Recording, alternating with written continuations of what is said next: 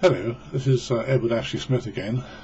This is my second video to give the story of my Russian wife being prevented from visiting me in the UK because she's been refused a visitor's visa from Moscow, from the British Embassy. And I went to an asylum and immigration tribunal court in Rosebery Avenue, EC1, on the 16th of March this year. And basically there were about 8 cases to be heard, and we all the representatives from the 8 cases met in the court first thing in the morning. This was about 10:15. We were there at 9 o'clock, of course, but waited until 9:15. When I say we, it was a friend of mine I nominated to speak for me, but which was agreed beforehand. And the first thing the judge did was to throw out the fact that I'd asked for a friend to speak for me, and so unfortunately he was not allowed to speak. He did actually make notes, much to the judge's extreme annoyance, and she did remonstrate with him several times because he was making notes. Anyway, I was not allowed to be heard properly because the judge insisted that I was not allowed to make a statement. I could only answer questions, and the reason that she gave for me not being able to make a statement about our situation was that she would have to write it down, and this was going to be too much trouble for her. So she'd had a meeting with the immigration department before the court hearing started, and with a lady that from the immigration department, a bit hollow-eyed and young and hollow-eyed, looked as though she was very serious-minded young lady, but only bent on doing her job, of course. And I suppose you could say the same for the judge, but unfortunately the judge was totally and utterly drunk with power, and made that apparent throughout the case. Every time I tried to elucidate on a point, she would stop me by saying that I was going off the point, etc. So, to cut a long story short, the judge was not satisfied that my wife, if she came over here on a visitor's visa, would not observe that visa, and in fact would overstay. Well, of course, my wife's been here 6 times. We've had 3 1-month visas and 2 6-month visas, and the third 6-month visa was refused, and refused twice. And that's why this appeal was made. And of course, the way I grew up in this country, I was in the Sea Cadets. Well, actually I started off, I was in the Church Lads Brigade, the Sea Cadets, the Royal Navy, and then when I was invalided out of the Royal Navy with chronic health problems, when I was 23, I had 40 fairly intermittent years in the plastics industry all over the world. And I'm currently not all that well. I've got left ventricular failure, cancer melanoma, which I had an operation twice for, and I've got a lot of other different things that I won't bore you with, arthritis, hypertension, the list is almost endless. Tinnitus is one of the worst things, of course, this constant screaming in the ears. Anyway, I don't get any screaming in the ears now because my wife's not allowed to come and see me. A bit of a joke, really. I wish I could smile. Anyway, poor Elena Shabalina, who has 2 children, she was already separated from her husband when I met her in the year 2000.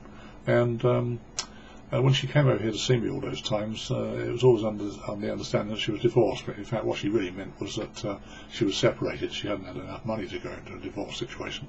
So her final divorce papers only came through the courts. I think it was on the 19th November 2004, and by January 2005 her divorce certificate was issued, or certificate of divorce. So she was, technically speaking, divorced, and when we got married we were both legally single, but very, very unfortunately, as my ex-Japanese boss used to say, we made a slight error on the marriage certificate by saying that we were both single, which in fact wasn't the case, because we'd both been previously married. But to us, technically, were we free to marry? The answer was yes, because we were both clearly divorced. I didn't have my divorce papers, neither did Elena. I eventually got mine from my ex-wife, which was no trouble whatsoever in the end, but I'd been worried about it, because our relationship wasn't exactly amicable. And Elena eventually came out with her certificate of divorce, which I had translated. It cost me another £86. And so we had all the evidence now to prove that 1, she was divorced when we got married, and 2, that our marriage was still legal even though we had made a slightly false declaration on it. So of course, although I'm a totally honest person through and so is she, we did sort of bend the system slightly, and of course you must never ever buck the system. This is completely and utterly verboten. So unfortunately I've been run foul of that. It's okay for the British Embassy in Moscow to send assassins over to the UK loaded with Polonium 210, contaminated half of British Airways and the Park Lane Hotel, which still has a room boarded off, and the sushi bar that's still boarded up, and everywhere else that these Russian spies went is still off limits. And of course Sasha Litvinenko is very much dead, I'm afraid, and I feel very sorry for his wife Marina Litvinenko, and especially also for Anatoly, their son. But my wife is she looks a bit like Marina Litvinenko actually. I suppose it's the same Slavic bone structure, but I would say that both were extremely attractive, and I've always loved my wife from the first time I met her, but her children are lovely as well. But unfortunately at the moment I can't see a future, because I'm in retirement myself at 66. I was medically retired years ago really, but I've always tried to do something to earn an extra trust. But unfortunately this has just come crashing down around my ears, so I don't have any money, and I'm stone broke, deeply in debt, and don't have a lot to look forward to really. But if I can just climb out of this work-wise, maybe I'll be able to go over and see Elena in Russia. But I can't understand why the system can't relent a little bit. I've lived an honourable life all my life. I mean, I've not got any criminal record. I've taken risks now and again, but nothing criminal, and nothing really bad actually. I can sleep at nights. I've got a clear conscience.